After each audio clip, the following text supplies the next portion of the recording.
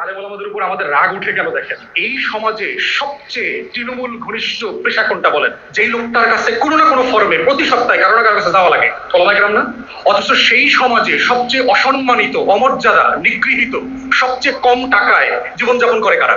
মানে এটা একটা ডাইকোটমি না, একটা কন্ট্রাডিক্টরি বিষয় না?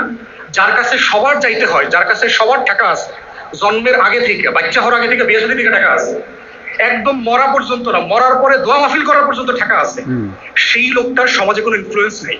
চেয়ারম্যান মেম্বার ঠিক করে দেয় হুজুরের কত, বকশিশ কত হইব। তাহলে সংকটটা কোথায়? এরকম তো ছিল না এক সময়।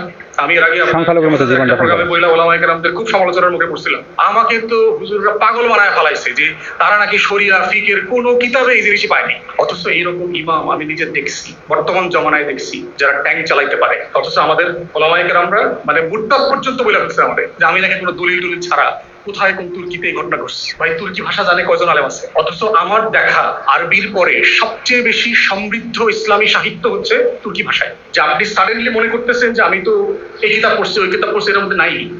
তাই মানে সমস্যা কি কিতাবে নাই, না আপনি জানেন না? কোনো না কোনো কিতাবে তো আছে, কোথাও না কোথাও তো এটা আসছে। আমি ইংলিশ টেক্সট বুকে রেফারেন্স দিয়ে পাঠাইছি, বলে না এগুলো অ্যাকসেপ্টেবল হবে না, আপনি আরবি কোনো কিতাবের নাম বলেন। তো মূল কথা যেটা, আলেমরা সংখ্যালঘুর মতো জীবনযাপন করে কেন? কারণ তাদের খাসলত খারাপ। উনি সেটাই বুঝতেছে, তো বলতে পারে না, বলতে পারলে তো সমালোচনার মুখে পড়ে যায়। অর্থাৎ খাসলত, অর্থাৎ আমি কোনো রকম মসজিদে চাকরি করতেছি, আমি তো ভালোই আছি, রাষ্ট্র যেথায় চলে যাক আমার তা দরকার নাই, রাষ্ট্র কোথায় যাক, জাহান্নামে চলে যাক, তাতে আমার কি?